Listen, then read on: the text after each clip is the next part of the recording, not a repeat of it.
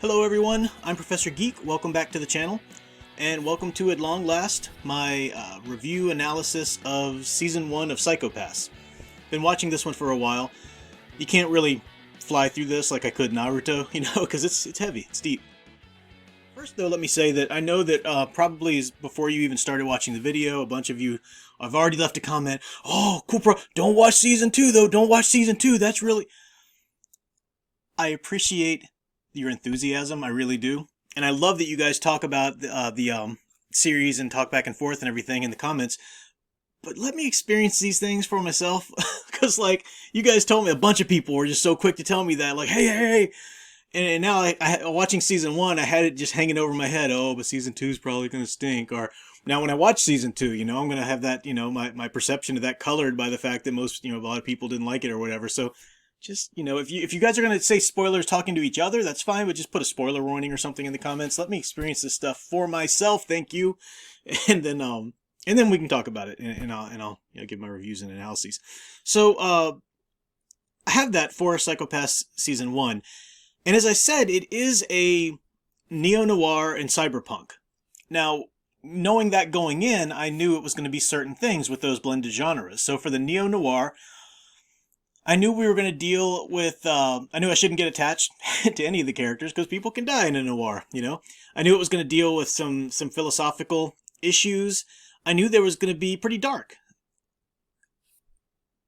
Now, I was pleasantly surprised, or pleasantly, pleased to find out that it didn't devolve into nihilism. That's where I part ways with noir. I don't think it needs to go all the way into nihilism. But we had a lot of the trappings and what's the word, tropes of noir that we'll talk about. Cyberpunk-wise, I knew it was going to be pretty philosophical. I knew it was going to either deal with big government or big business, tech. Technology was obviously a big part of it and stuff, and it all was that.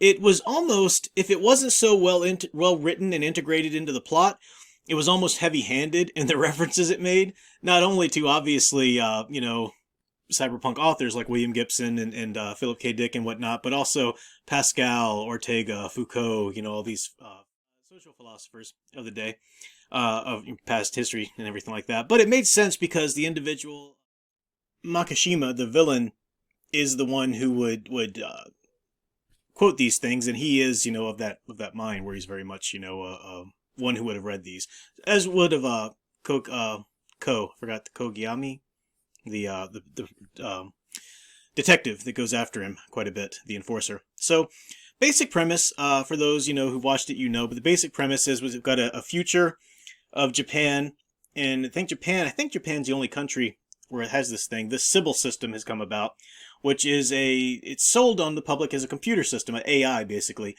that runs society. And it reads you, it reads your aptitudes, it reads your talents, and it'll tell you what jobs and what careers you should have.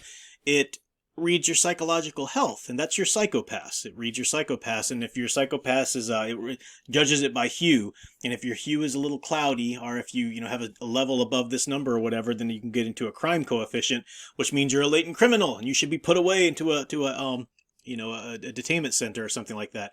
It's just really blatantly obvious, the parallels to, fears of future government, in any country. Certainly see a lot of that, and you can't deny the communism link there with the Sybil system. And it's called Sybil, of course. Sybil meaning prophets. There was I think there was a specific prophet in Rome named Sybil, but it's also the words used to describe the oracles at Delphi and throughout Greece and Rome and whatnot. So these prophets prophetesses moved by the gods. And then we'll talk about the significance of that. So that's the setup. Let's go ahead and talk about some of the themes within it. One of the big themes within Season 1 anyway is the theme of what lies beneath. What lies beneath the surface. Now, your psychology is one thing that obviously lies beneath the surface. You can walk out throughout the day and everything, but your thoughts, your intentions, your crime coefficient or whatever, your psychological health and psychology, psyche, is something that lies beneath the surface.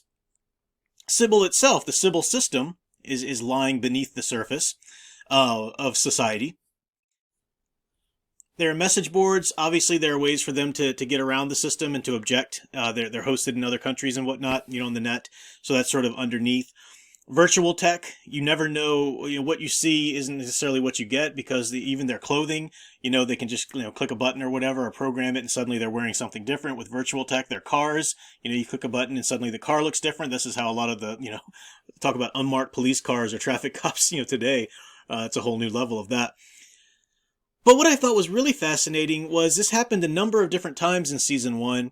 They would go into a building and they would look at the schematics of the building, and the schematics would only go so far, because the building was actually much older than the Sybil system schematics or whatever, so there were levels beneath, subway systems or basements or whatever beneath. And that happened, it wasn't just once, it was 2 or 3 times, and they would go into different places and that would be the case. And that's pretty symbolic. It's symbolic of, what lies beneath in the human psyche. There are levels that the Sybil system or any kind of system that tries to predict or whatever isn't going to be able to pin down and just diagram the human soul, right? That's something that is always going to have deeper levels to it. So that was interesting. Now, this is going to be a little bit of a spoiler. So, warning, it's the only little spoiler I think I'm going to give here as I go through. But we do find out that the Sybil system itself is actually, and we don't know how it's came about yet. Maybe that'll be something in season 2, I don't know. But the Sybil system itself is a network of brains. Brains of these criminals, actually pretty violent, like serial killer criminals. But somehow they got linked together in this system where their brains are just there functioning. They retain some sort of individuality or memory of who they were, but they're all linked to their brain power and their intelligence and everything like that to try to run society smoothly. And if you think about what Sybil was in Greek mythology or Roman mythology or whatever, it was prophetesses who were moved by the gods. So the Sybil system itself is moved by these brains. And one of the brains talks in the series, and she talks about how she feels like a god. That we have been given the power of gods. We can know all these things. We can see everywhere throughout the city. We can judge, and all this kind of stuff. So there's that idea of the gods, quote unquote, moving Sybil. And it's interesting that the underground layers of a building representing the underground layers of the human soul or psyche that Sybil will never understand, because it's a computer system. Well, then you find out it's not even technically a computer system. Computers are involved, of course, but it's these brains. And these brains, and this is the key part, have lost their humanity. Quite literally, they've lost their bodies. They're these brains. But we do find out that the what were they called? The guns, not the enforcers. I forget, I'm blanking on the name right now. It'll come to me. I'll put it up there. But the names for these guns that they have are, to read psychopaths, there's certain criminals that they won't work on. Like Makishima. They won't work on him because he's a sociopath, basically. The series doesn't use that word, sociopath, but we find out that the Sybil system is trying to gain more brains of people like that you can't read their psychopaths. They can commit the most horrid crimes, and if you scan their psychopaths, they still seem like a perfectly healthy, well-adjusted, happy individual. No guilt or anything like that. That's a sociopath, right? Because they don't have a conscience for anything. The only real person is them, and they are the only ones that have consequence if anything should happen to. So it's interesting that you've got this Sybil system made up of sociopathic brains trying in its own twisted way to create a peaceful, ideal society. Now, the buildings, and I talk about the levels underneath and whatnot, it also sort of represents human history. The human soul. Human history is the story of humanity, or the human nature, or the human psyche. And the fact that Sybil can't recognize these lower tunnels, these lower levels, shows how dehumanized these brains, the Sybil system, has become. The Sybil system is lost touch completely with its own soul. It's gone soulless. So it can't contact, it can't connect to the lower levels and whatnot. And there's all of these different, so many great conversations. I almost just want to quote a lot of them, but I can't, again, just for a short little review / analysis as much as possible. There is another conflict of cycles, a certain inevitability. So like this character's, father became an enforcer. His crime coefficient, devolved into where he became an enforcer. And so eventually he's going to as well. There's like this inevitability, this cycle. But at the same time, there's also a balance. If you have a character like this on a team, well, you also need a character like that on a team to balance each other out. And yeah, it's so deep. You can really go into it. We can go into it far deeper than what I've got here. So I don't want to keep going too far and just uh, prattle on and then end up without it. But you do see the question of law is obviously in law and what society should be. And particularly, you see some certain dichotomies. Obviously, there's the freedom versus security dichotomy, which is a question in governments even to this day. You know, how much freedom should you have? How much security should you have? How much freedom should you give up to obtain what measures security? You know, that's the problem of government. But there's also the conflict of utilitarianism versus deontology, which these two are opposites here. And you need some measure of both. Utilitarianism is of consequence. It's the end justifies the means. Deontology is the end never justifies the means. You always go by the book, period.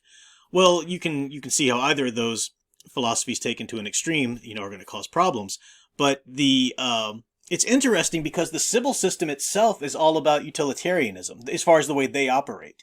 But the way they want you to operate within their system is based on deontology. You go by the book and by, you know, exactly the words and the rules that they wrote, because they're utilitarians and they believe that the ends justify the means, so they can kill this person if it looks like, you know, it's going to be a risk and they judge it this way. You know, they're totally all about ends justify the means, but they don't want anybody in their system to be about that. In their system, you go by the book, you know, very much deontological way of thinking. There's a lot of neo-noir, or film noir in general, tropes. I said I would mention some of those, so let me go over some of those. You see the canted angle quite a bit, you know, even it's an animated series, but you see that done quite a bit. There's that envelope structure to the narrative, sort of, to where at the beginning you see, and you hear, blanking on the main inspector's name. I'm really bad at remembering these names, guys. I'm still getting used to all these Japanese names. But you hear her speech about the two main characters, and you see them meeting for the first time, which doesn't come until later. But then at the end, you hear that speech she gave at the very, very end. So there's that structure that's reminiscent of something like Sunset Boulevard or DOA. You know, you see a lot of things like that. The series is filled with the detective archetype, right? That's primarily what we have here, especially with Ko, the hard-boiled detective. You know, it's very much the hard-boiled detective archetype. Obsessed, needs to find the truth, no matter what. In fact, the older guy on the team, you know, gives a great speech. You know, this is, we're detectives. You know, we need to find the truth. It's like, you know, our masculine pride is involved here and everything. It was just so well done. There's more things that I could point out. I do think there's a masculine-feminine conflict that's really interesting there, but I see my time's getting away from me, so I do want to keep these relatively short. So I'll come back when I've watched season 2, and I think I'll probably be tying some of this together that I talked about season 1. I'll be developing it further once I watch season 2. Maybe I won't like season 2 as much, but I'll still talk about it all together as a piece. So it was a lot of fun. I'm really glad I found this series. I will eventually give you a season 2 analysis, reaction, whatever, but I'll go back to Naruto and I'll bring in some other series that I've already watched and some that I haven't yet as well. So we'll still keep having fun this summer. So that's all for now. Thanks for watching. Hope you enjoyed the series if you've watched it. If you haven't, go watch it. You'll love it. And until next time, keep enjoying and digging deeper into the true blue stories you'll love best. Thanks for watching.